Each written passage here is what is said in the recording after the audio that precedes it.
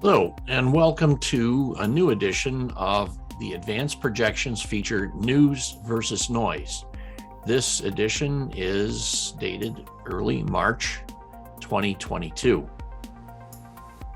So, there's a lot of financial information flowing around out there. Some of it is noise, some of it is news. So, what is the noise at this point? Oh, inflation concerns are still growing. Well, the news is finally everyone is taking it seriously, and we'll tell you why this is finally important. Unemployment just yesterday, in fact, was reported to dip back down to 3.8%, much lower than expected. But the real news is what this is going to tell us about Federal Reserve monetary policy in the upcoming months. We have high gas and energy prices and still accelerating. The news part is that the blame lies offshore, not here in the USA.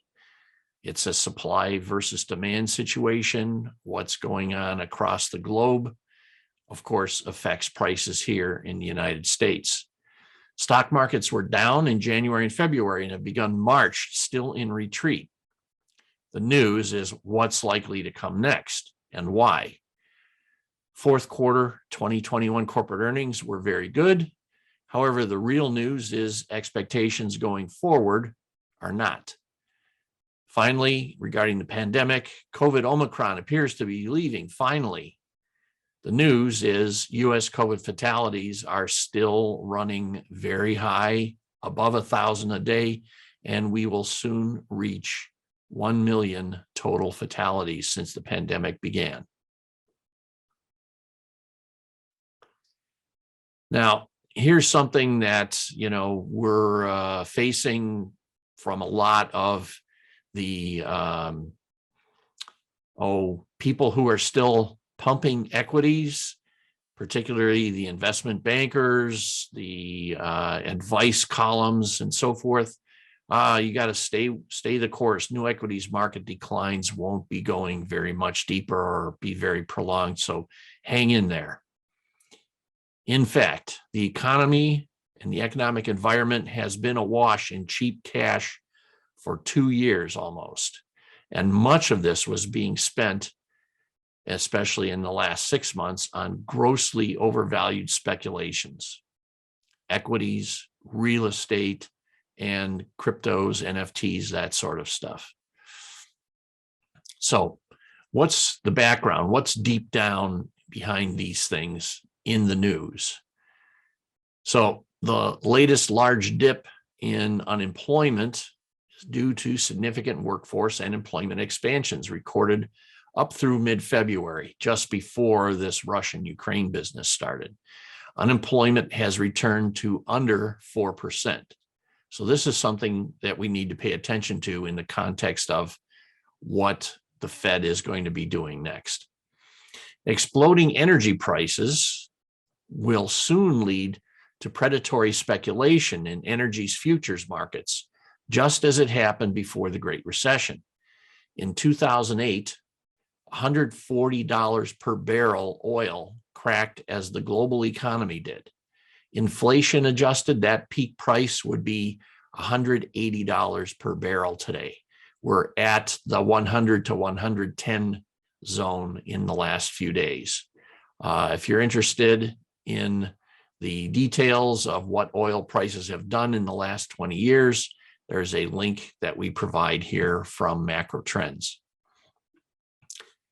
Finally, long-term inflation concerns are finally being reflected in the prices of precious metals, which normally accelerate upwards if smart money becomes concerned about long-term inflation. Well, so far in 2022, gold has moved up about 10%. Silver, platinum, palladium, and rhodium have also moved ahead of recent late 2021 plateaus. New records are likely to be set in all of these metals during 2022. Federal Reserve comments starting back in November, December, January, and just this past week when Chairman Powell addressed Congress. All those comments now demonstrate their firm intent to rein in inflation, and rates will begin to move upward in March. We're going to, of course, keep track of all the telltale changes in these sorts of trends. Now, the two things you should be paying attention to regarding Fed policy. Federal Reserve Chairman testified before Congress on March 2nd. He upheld the reasons for proceeding with their clearly scripted plan. Their plan includes unwinding their balance sheet and raising interest rates during 2022 and 2023. Now, unwinding their balance sheet, they have had up to nearly $9 trillion in both bank reserves and treasuries on their balance sheet, which they purchased, during the rescue package and up until literally this month. So unwinding that means they're going to reverse the growth in the money supply. We'll get more into that in just a minute. Now, the Federal Reserve Open Market Committee's turning point: full employment means unemployment at or below 4%. And with the last low pre-pandemic at 3.5% in late 2019. Most recent reports have been at or below 4%. The latest figure is, as we just said before, 3.8%. November, December, January FOMC meetings contain the changes in Fed rhetoric and planning. They had no meeting in February. That's normal. They skip meetings in February and October. So the next meeting will be this month. And we expect at that meeting for them to again affirm that this is their program and the first interest rate increase will be announced. Now, money supply growth is going to be curtailed as the Fed unwinds its balance sheet. This tends to pull liquidity out of the markets. In fact, one of the things we watch is the M2 money supply and the velocity of money. And the February M2 supply actually declined a bit. So their unwinding is already in process. We believe the Fed will continue to monitor the effects of this foreign adventurism by Russia, but unless something really, really unusual or major happens, the Fed is going to proceed firmly and aggressively to rein in inflation over the next 18 months. Why is inflation a concern? Their target inflation rate is about 2%. Right now, it's running in the 6 to 7% region. In the 7% zone, the purchasing power of a dollar will be cut in half in a mere 11 years versus about 35 years at 2%. So they keep trying to, keep things around 2%. That was successful up until the time the economy started to reignite in 2021. And since the second quarter of 2021, inflation has picked up to current levels. Now, what's going on in the energy markets is really going to goose up inflation as well, because, of course, everybody uses energy. Everybody uses gasoline and oil and natural gas. All of those things go into just about everything that is produced. So we, are going to be fighting high energy prices and increasing interest rates at the same time. What will that do to us later on this year? We'll discuss that in a second. Now, the market super bubble, we've been talking about this huge, overvaluation of the equities markets, which began early, about 1 year ago. The markets moved from warm to overheated in that time period about a year ago. So, and they just continuously pushed up. This cheap cash had nowhere to go. So it went into equities and other asset classes.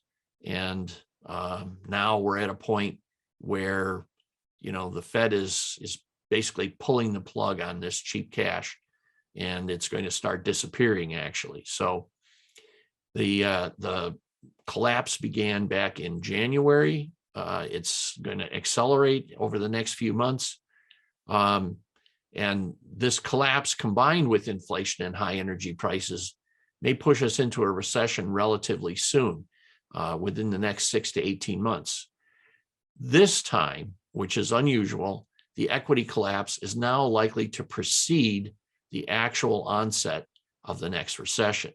So this is very different than the last 7 recessions since 1972. Equity in those recessions collapsed just about the time the recession began. Here, we think it's going to precede the actual collapse of the GDP. Now, here's something, again, you'll find in the popular press or popular opinions.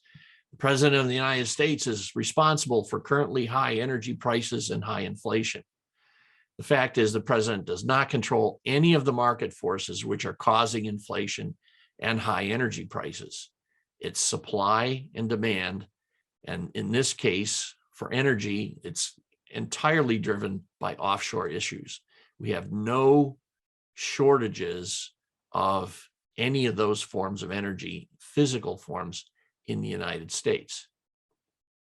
Now, something that we referred to earlier was employment being at a very near an all-time low. All-time low is 3.5%. We're at 3.8%.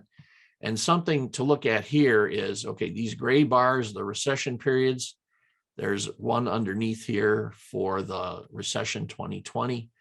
But you see that unemployment reaches a minimum just ahead of recessions. We're there now. Okay, in each of these cases, the Federal Reserve had already started to do some money supply tightening and also working on increasing interest rates. They did not do so here, except for a little bit that occurred earlier in back in 2018. But once COVID hit, they dropped rates back to zero, and there was no wiggle room for them down here. So the other thing that they did, instead of being able to lower rates, which were already at zero, they started buying assets and flooding the markets with this cheap cash. Now, here's what our normal 6 recession indicators look like up through the end of 2021. Right now, we're actually looking at 4 green indicators. Only these 2 are red right now. So all of these actually went away around mid-2021, and we've been solid green on these top 4 ever since then. But we do see movement now in the money supply and leading indicators, which are probably going to push those back into yellow or red territory here pretty soon. But again, we think that the market environment, equities and other assets are going to start collapsing before these indicators get a chance to turn. So here's our distillation. Going back to John Templeton, bull markets are born on pessimism, grow on skepticism, mature on optimism, and die on euphoria. Well, the euphoria is now over. The realities of the super bubble created by the massive federal economic COVID interventions will now correct over many months, perhaps longer. Rising interest rates, energy prices, foreign adventurism will create the necessary fear and uncertainty to pop the bubble. In fact, it has already begun, must inevitably cycle through the full range of bear market emotions, which the final phase is capitulation at the bottom. That bottom could be anywhere based on several different valuations of companies. Bottom could be anywhere from 35 to 60% below where we're at as of March 1st. So be aware that the equities bubble is on the way to massive deflation.